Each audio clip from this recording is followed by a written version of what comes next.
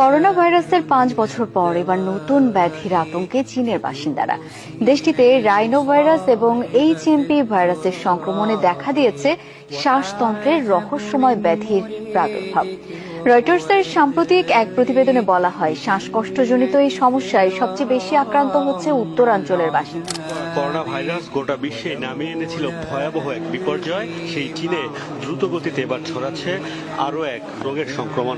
শীত শুরু হতেই দেশটিতে বাড়ছে শ্বাসকষ্টজনিত সমস্যায় ভোগা রোগীর সংখ্যা।